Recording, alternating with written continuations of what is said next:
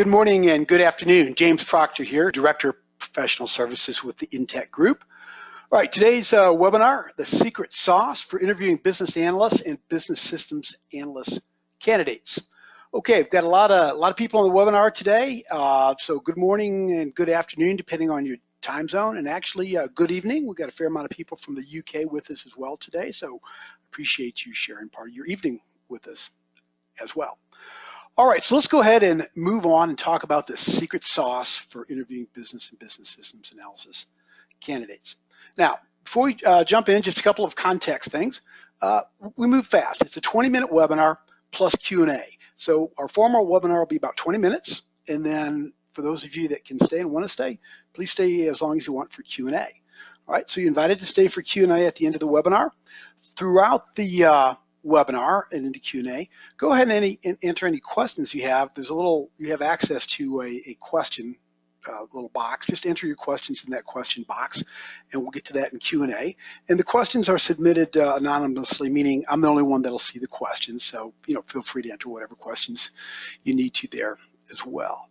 Post-webinar, you're going to receive a link to the recorded version of today's webinar. So we're recording it, and we'll get it out there.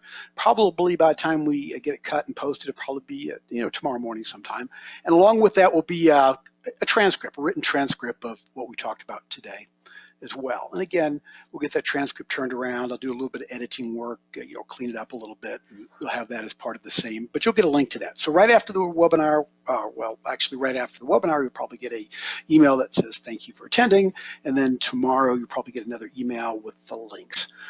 All right, so there it is. Let's go ahead and get started. Now, today's business problem. Let's start with the bottom. When I say the secret sauce, the definition of secret sauce, a secret element, strategy, procedure that accounts for increases the chances of success, or a special feature or technique kept secret by an organization and regarded as being the chief factor in its success. So I think that's applicable to today's webinar. Now, I don't know that there's anybody in the world that has more experience being around business analysts than me. I mean, I've trained tens of thousands of analysts and interviewed and talked to them, and I really know this space about as deep as it gets. And there's some strategies and tactics I use when I'm on interviewing and recruiting new business analysts, whether it's internally for Inteq or for client requirements and these kinds of things. And one of the concepts is it's really important to make a distinction between what I call professional business analyst and an order taker. So that's going to be a big thrust of our conversation today. Now, the underlying problem is we live in a very complex world. Business today is going through a lot of changes, with a lot of changes in business and business requirements. We have to be more agile. We've got to be more customer focused. We've got to create tremendous amounts of effectiveness and efficiency. We're going through various initiatives, re-engineering initiatives, transformation initiatives, all these kinds of things. Now, at its core, getting those business and business systems requirements right is really essential to those initiatives. And in many cases, it's difficult. Regardless of time and budget, it's very difficult to get those requirements right. That doesn't mean we can't get them right, which is difficult.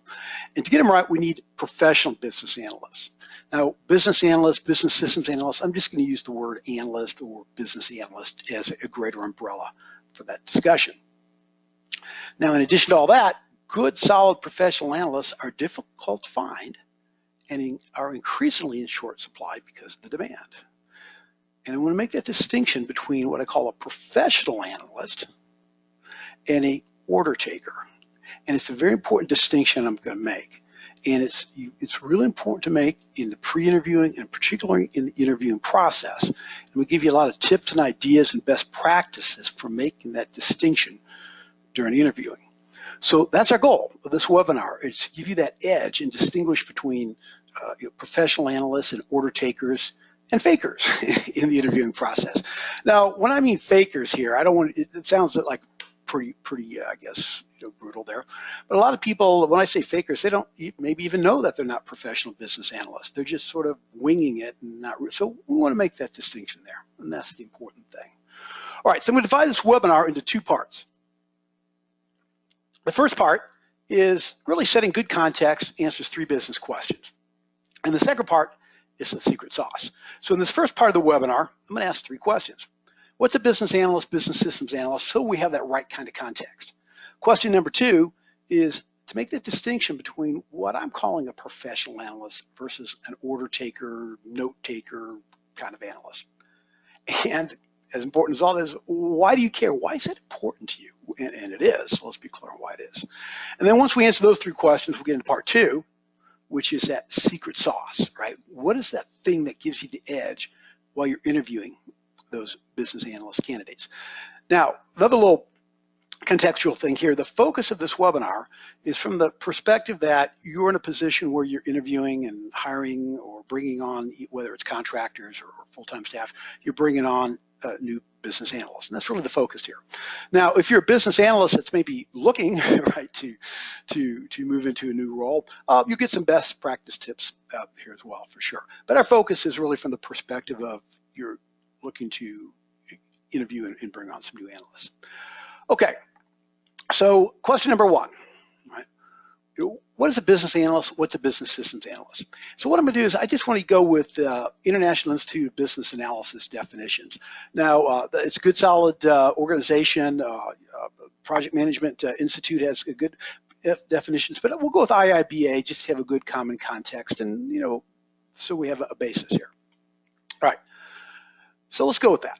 So the role of a business analyst also includes, per IIBA, business systems analysts, business analysts, requirements engineers, process analysts. You get it, product owners, enterprise analysts, business architects, consultants, BI people, data scientists, and more. But you get the concept. It's that overall umbrella of a particular type of person that's really analyzing the business from a business perspective, not necessarily technical perspective, but a business perspective. Now, a business analyst, again, per IIBA, is the practice of enabling change in organizational context by finding needs, recommending solutions that deliver value. That's a good succinct definition, I think, there.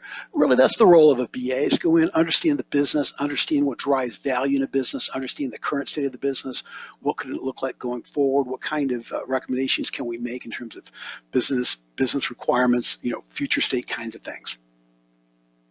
Now, the value of a business analyst, again, per IIBA, is the realization of benefits, avoidance of costs, identification of new opportunities, understanding of required capabilities of the organizations, and through the effective use of business analysis, we can ensure organizations realize these benefits, ultimately improving the way they do business.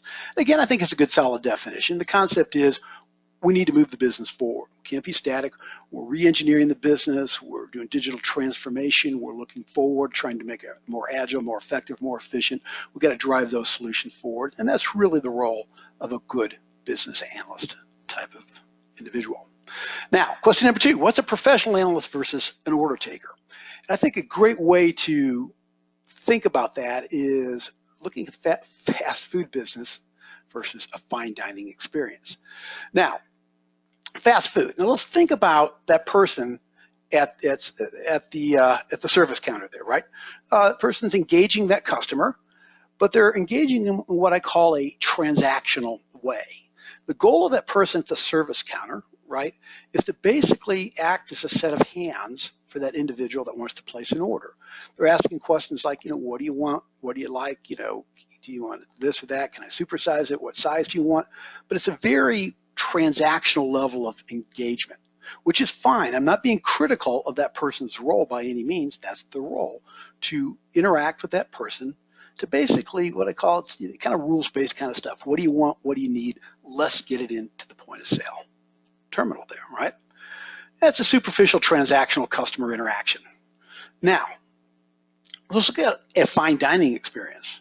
Right now, the server at a fine dining restaurant, they're not going to walk up to the table, walk up to the guests and say things like, hey, what do you want? What do you need? Can I supersize it? Right? That person's a professional there, right? They understand how to engage their customers at that table. They have product knowledge. They have business knowledge. They understand maybe what are tonight's specials, what types of wines pair with the right kinds of hors d'oeuvres. They're creating a very engaging customer experience with those particular customers at that particular table, right? So it's a very deep, sophisticated level of customer engagement. Right? Well, so the person over here, the fast food person's an order taker, right? Over here, really what I'd call the role of a professional analyst, right? Now that order taker over there, I could probably bring somebody in, give them 30 minutes of training, and they could sit there and start taking orders. Now this professional over here, right, takes, they need to acquire from skills and knowledge and judgment and experience to engage those people in a conversation and dig out and dig into those, deep requirements and those deep things that people want. And so that's the distinction I want to make, and hold that in your mind, right? We've got order takers at fast food, right? We've got professional analysts in fine dining. One's just a transactional level of interaction. One's a deep level of customer engagement. The distinction is absolutely critical when you're interviewing and onboarding a BA candidate. Now, why do you care? Well, order takers, right? Superficial analysis. They go on and ask superficial questions, right? What do you want? What do you need? Really kind of a wish and gripe list and create bullet lists of things. Well, they don't really get to the core of what's really going on. What do they really need? How does that add value? These kinds of things. It results in requirements moving through analysis and design, and perhaps being delivered in technical solutions. And so, we have project deliverable, what I'll call risk there, right? What the business people are talking about and what they really need and what gets delivered in production is also often a very big disconnect. Right? Reputational risk with the SME stakeholders, technical people. Right? I call it, and I see this a lot in organizations. Oh man, here comes an analyst. Let's all duck for cover before they find us, right? Because if they find us, they're going to ask us a bunch of questions about what we want, what we need. They're going to make some bullet list of some kind and come back and say, is this what you want? What's on that bullet list, I don't know what it really is and what it means, and they probably don't really either, but they're going to hand it off to somebody else to make some decisions about. And what ends up in production isn't what we want. Right, so over time, you develop this reputation, right, of just not being able to service the customer requirements. The SME stakeholder time, commitment, level of engagement.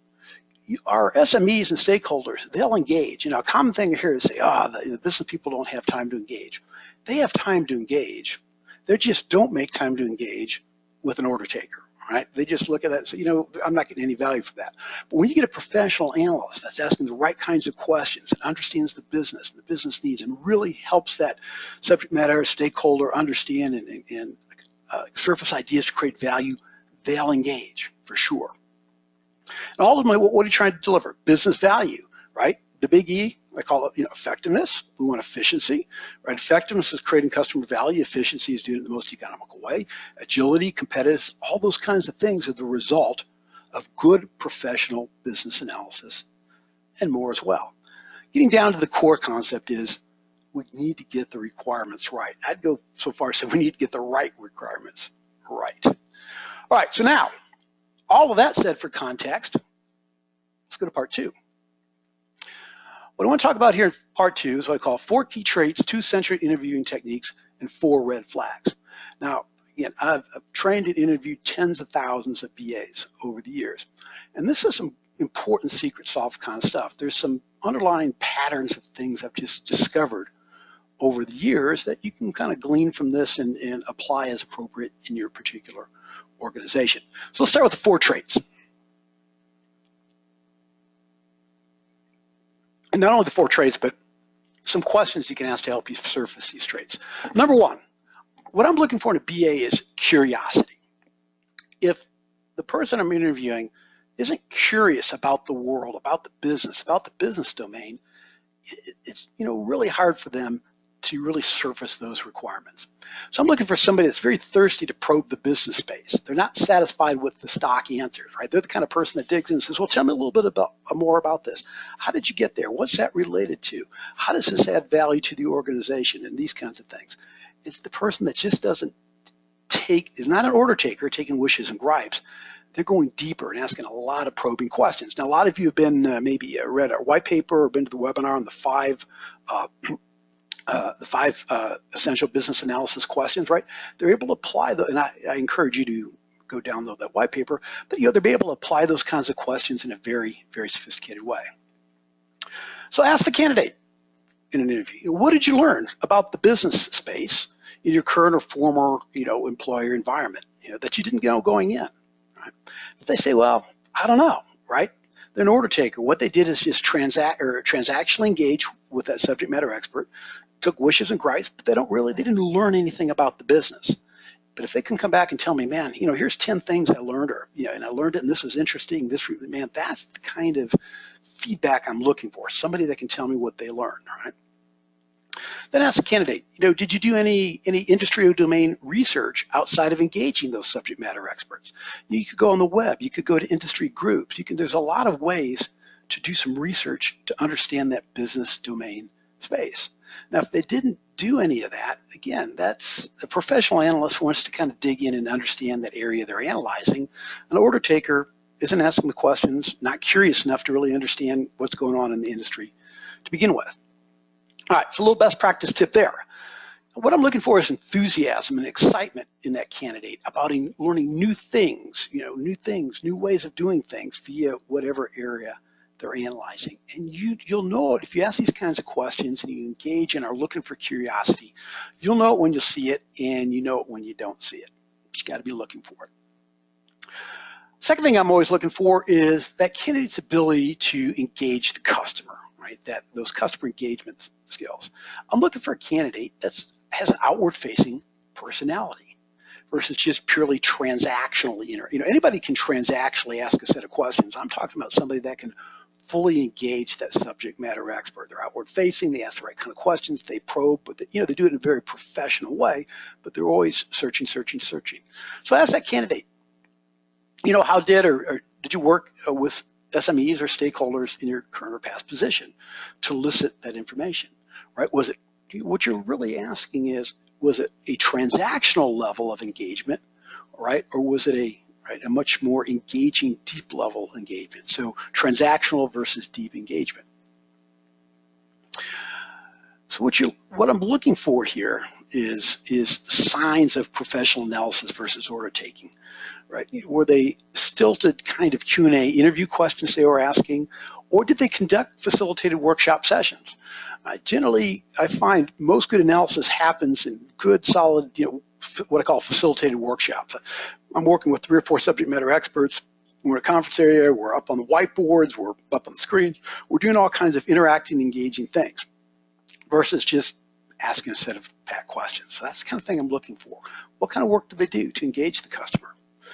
So a little best practice tip there is just kind of observe how that candidate is engaging you in the interview. If you're asking questions and they're just providing answers, and you're asking another question and they're providing answers, to me that's more of a kind of an order taker kind of interaction with you. But if you're asking a question and they're running with the question and maybe building on the question, maybe coming back and ask you a couple more things in and around that, that's a lot more engaging type of personality. All right, third thing I'm looking for, have they actually done work, sophisticated work in the world of analysis? Can the candidate actually create some what I call artifacts, visual model-based artifacts? Can they create a process map, activity diagrams, data models, these kinds of things, models, diagrams, kinds of things, visual artifacts? That to me is a pretty strong indicator of a professional analyst versus somebody that basically creates a bullet list of shall statements, right? The system shall do X, Y, and Z, or we want to do this, or it should do that, or we need to change this or that. That's kind of more of an order taking role when you just have a bullet list of things. Right. So ask that candidate, describe the types of artifacts, documents that you create in connection with working with your SMEs and stakeholders, right? Just ask them what results. You're engaging, you're interacting, you're talking to SMEs and stakeholders. As a result of that, what do you do? Now, if they come back and say, well, I create just a bullet list of stuff, well, you got your answer. It's kind of an order taker thing. If they say, well, I create models and diagrams and things like that, that's a pretty good indicator of more professional analysis. Does that candidate have any formal knowledge, skills, experiences versus what I call ad hoc, on the job, wing it kind of experience, right? If they're just on the job, wing it kind of experience, they don't really have any, particular knowledge, skills, training in this area. They're more of an order taker. They're out there, they're winging it, they're talking to people, but they don't have a framework, a set of knowledge to engage that subject matter experts, right? But if if they have that deeper training, and they're improving that training all the time, or knowledge and skills, then they're probably closer to moving towards a professional analyst. Now, what level of hands-on experience does that person have? I mean, have they done a lot in this area? Have they worked in sophisticated projects, created sophisticated type of artifacts in complex areas? Or perhaps they haven't, but they're being mentored by somebody that does. Right? So the point I want to make here on this last one is you can be a professional analyst at any stage of a career, new, mid-level, or senior. So being a professional analyst doesn't necessarily equate to the stage of the career. So I could have a new analyst that's a professional. They're engaging, they're outward facing, they're curious, they're proactively trying to develop the skills. If I've got somebody that's doesn't have skills, not concerned about developing skills, not looking for more complex things, that's the problem. All right. And finally, number 4 is what I call business acumen. Do they understand business? That's what I mean by business acumen. Do they have, that doesn't necessarily have to be an MBA to be a great business analyst, but you got to have some understanding of the world of business in general, right? Do they have a reasonably good understanding of these business concepts? Not necessarily your specific domain knowledge, but business in general. Cost accounting, financial accounting, marketing, sales. Do they know basic business concepts and how they fit together, right, into a value chain? Because without business acumen, the analyst just simply doesn't have context for analysis. They're taking input from the subject matter experts, but they don't have context for understanding what they're hearing, how it might add value, how it relates to other things. You just can't do it without business acumen. So ask the candidate some questions, right, to try and determine their level of business acumen. For example, say, could you kind of define and explain, cost versus financial accounting? Can you kind of define and explain the difference between income statement and a balance sheet? Price versus cost, fixed versus variable cost, capitalized, versus expense items, marketing versus sales, whatever, that world right there, that's pretty basic business concepts. And if they can't speak to those basic business concepts, they're not going to be able to engage, regardless of your domain, they're not going to be able to engage your subject matter experts at the level necessary to be effective, right? Now, a little best practice tip in that area. I look at it as a business analyst as an advocate for the business people. What I mean by advocate is, they're looking at it from their position. What are these people doing? What do they need to, how can I help these people out? How can we make the business more effective, more efficient, these kinds of things. And without business acumen, you just can't look at it from that perspective. All right, so those are the 4 key traits. Now, 2 essential interviewing skills that I think are absolutely important if you're actually now in an on-site interview. Now, there's lots of things that go on. There's pre-interviewing and filtering, but if you're actually got somebody and they're interviewing and they're on-site with you, I say let the candidate conduct the interview. Now, what I mean by that is identify some business concept, scenario, process in your organization for which you have some subject matter expertise. Let that person then run with that and try and identify and define and requirements, ask you the kinds of questions they need to ask to understand and elicit things from that environment. And you don't have to have domain knowledge. I could go into any business domain, right, with 0 knowledge and be able to ask very sophisticated questions. So see how they handle that. Have that candidate play the role of a business analyst and engage you, right, in the role of an SME to analyze some requirements. Now, along with that, number 2 here, is require that candidate to create some deliverables from that. Now, it doesn't have to be more than 5 to 10 minutes worth of interaction, right, between you and that candidate, but in that 5 to 10 minutes, you kind of get a sense of what's going on. Have them create some deliverables while they're doing it in connection with it, whatever it is. Get a sense of what kind of deliverables they're creating, what they would create if they have a little bit more time, but let them actually create some real deliverables in that short amount of time. So my best practice tip in there, it's very difficult for a candidate to fake their skills when they're required to conduct a requirement session and create some deliverables in real time with you. It's just, you just can't fake it. It's just that simple. You got to be able to ask the questions and create some things. If they can't do it, they're not, you're probably not a good candidate. Now, some additional or some red flags to take a look at.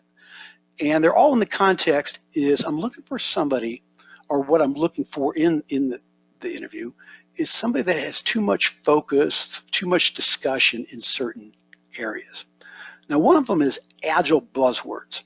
Now, to be clear here, I'm a big advocate of agile. The whole world, it's a great set of concepts. It's a great body of knowledge. Don't get me wrong. I'm a big advocate of agile. But if people are throwing in too many buzzwords in your discussion about agile versus actual business analysis things, that's a red flag to me, right? They're talking about the concept of, burn charts and backlog grooming and scrums and all these kinds of things. All great stuff, nothing wrong with that, but that's not business analysis kinds of stuff, right? I want to make sure they're talking about, well, how do we engage the subject matter expert? What kind of artifacts are we going to create? How are we going to create them, right? What kind of models? How are we going to validate those kinds of things? That's business analysis talk. So if they're spending more time trying to throw out agile buzzwords than business analysis kinds of things, that's a flag. Take a deeper look. Project management versus business analysis. Now, I'm a big advocate of project management as well, so be clear here. Project management, it's a big, important set of knowledge. It takes smart people to do and acquire, and so project management is an important thing. So I'm not being critical of project management. My point I'm making here is there's a big distinction between project management skills and business analysis skills. Both important skills, but a different set of skills.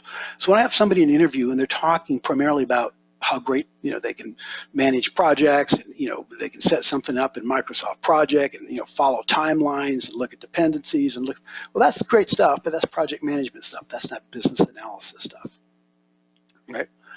And then I'm looking for, have they worked really in an analysis role or in a support role for an analysis role?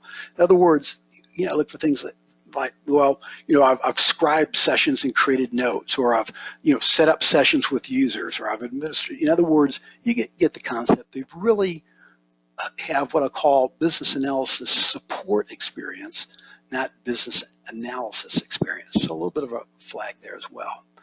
And finally, they're more focused on technical solutions versus business analysis. Right? Technical solutions, they start talking about, well, we created a solution for this, we architected this. Good stuff. Solutions people are very smart people, right? But again, solutions and business analysis are separate things. So I want to make sure people are focused on, again, business analysis, engaging those subject matter experts. What kind of artifacts do they create? How do we engage them? How do we go about doing this? What does a deliverable look like, independent of how that's actually going to be solutioned? So just be aware of that. If people are talking more in terms of technical solutions versus business analysis, it's always a concern that I have. All right, so a couple things to put in perspective here. There are a lot of moving parts, right? Recruiting professional business analysts, right? We've got pre-sourcing. You just got to find, even before we start sourcing them, we got to get the right job descriptions for the right kind of candidates for our particular need. Right? Then we got to go out there and we got to source and find those candidates. We got to screen them, right? We got a lot of potential candidates, but you got to filter them to get down to the handful that are really you think are good, solid. Then we got to interview them, right? Like we talked about today. Then after we interview them, we find that we got some good candidates coming through the interview. We still have to vet them out, credential them, make sure who they are, they have the right credentials that they said they have. You got to develop, present an offer. So, that's an art in itself. We've got to onboard and socialize that person to the organization. We've got to continually assess skills and improve those skills. We have a consistent set of skills. Retention's a big deal today, post-onboarding, and many more moving parts as well. Now, our goal in this webinar today was on interviewing. And my goal here was to help you when you get to this part of interviewing candidates, a little bit of edge here. Think about the various traits. Think about interviewing and let them interview you. Think about some red flags to be watching in an interview. Absolutely essential kinds of things. All right, so ask yourself some questions, right? Are the business processes and supporting applications in our organization keeping pace with rapidly changing, ever-increasing demands? Right? We are in a continually moving, more complex environment. Are we able to keep up with it? Right?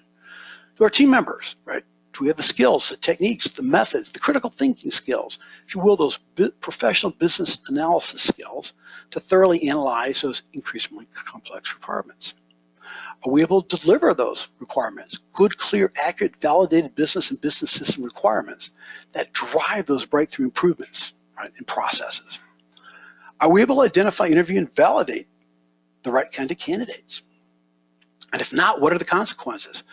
You can burn a lot of time. If a business analyst is burning time, we get down, in a project and they weren't effective. That's a big problem. But man, if we can, there's tremendous benefits. All right, so let's start segueing now to the Q&A portion. Now, as we segue to Q&A, just a couple things here to keep in mind. Over at Inteq here, right? We have very sophisticated consulting services that we provide today, right? Maybe more mainstream to today's webinar is our staffing services, right? Whether it's full-time or contract resources, we can identify and interview and vet all those, and we can help you out with that. We can train your people as well. For tens of thousands of people for our business and systems analysis training programs. So, take a look at that as well. And if you have any idea, if you want to have a deeper discussion about that, contact Chandra. She'll set up a little call for us and love to talk to you in more detail about any of these kinds of things in our service offerings. All right, now, post-webinar, you're going to get a couple things. You're going to get a link to today's session. Right? Again, probably tomorrow, but you're going to get a link to that, and included with that link, you'll also get a transcription, so you have the written version of this as well. And again, you should have that by certainly no later than midday tomorrow. All right, so let's take on a few Q&A questions here. And again, let me just do a quick kind of reviewing some of the questions here. If you have any ones you want to fire in at this time, feel free to do that. For any of you, love for you to stay for Q&A. Anybody that needs to leave, understand that. You'll still get all the Q&A as part of the recorded webinar and the transcripts as well. Anybody else, go ahead and ask questions. Let me take a few here, and we'll get started on Q&A. Okay, the first question here, and I'll just kind of paraphrase it here. The concept of red flags. Does red flags mean no-go for a candidate? Not necessarily. Red flags, maybe orange might even be the better color for them. There's things that I look for that really concern me. If somebody's talking agile, not talking analysis, or talking about project management, not talking about analysis, right? Or they're in a support role, or they're talking tech versus business. Those are things that really concern me, because that's sometimes subterfuge for not having the deeper business analysis skills. Now, that doesn't mean they don't have them, but you're going to have to dig a lot deeper and try and understand why they're talking about these things versus talking about business analysis. So red flags don't mean no go. Red flags just mean you got to dig a lot deeper. So maybe we should recharacterize those as orange flags, perhaps. All right, another question here. Let me kind of paraphrase it here. The concept of moving subject matter experts or technical people into a business analysis role. Is that something that can be done successfully? The answer is yes, no question about it. I find both subject matter experts and technical people can very successfully perform at a very high level of sophistication as professional business analysts, right? But you got to look at some of the things we looked at in the interview, right? So think of that as interview them in the same way that you would any external candidate, right? Is that person, are they outward facing? Can they engage subject matter experts, right? In a engaging kind of way? Do they have business acumen kind of skills, right? Do they understand business and these kinds of things? So apply those same kinds of traits to both your internal subject matter experts and technical personnel. Now, if they don't, your subject matter experts and technical people may not have business analysis skills going in, but they can acquire them if they have these other traits and have a thirst of curiosity to want to perform in this kind of space. Now, the business SMEs coming in, they generally have business domain knowledge, but which is fine. But I want them to have that business knowledge, not because business knowledge to me is more important than specialized domain knowledge. The technical people, same kind of thing. A lot of times technical people actually have a lot more business acumen than a lot of people think, because a lot of times they've been around, in a lot of sessions with people and understand why certain things are done in certain ways, and they've perhaps picked up some of these business skills as well. But you want to look at that and vet that out as well. Okay. A third question here. Give me a second to kind of paraphrase that. Okay.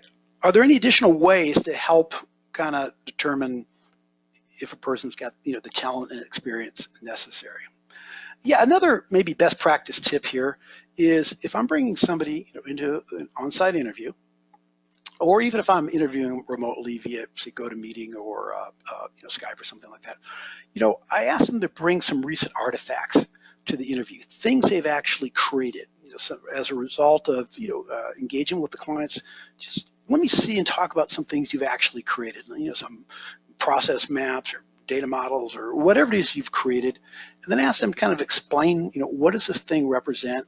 How does it add value to analysis? How did you get there?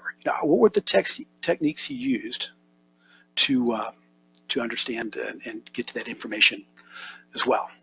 Okay, so any other questions as well? I think we're in a good place here. Anybody else want to fire anything in? So I think we're in a good place here. Okay then. Well, thanks for attending. We've stuck to the timeline as tightly as I could here, and I appreciate pretty much everybody stayed on for that. Very quickly here, you get the turnaround documents, and of course, very shortly here, within a day, you'll get the other documents, and also, look forward to other webinars. We do about 2 webinars a month, and a lot of topical stuff. So look forward to seeing you on the next webinar as well. Okay, James Proctor signing off, and looking forward to talking to you again soon. Bye-bye.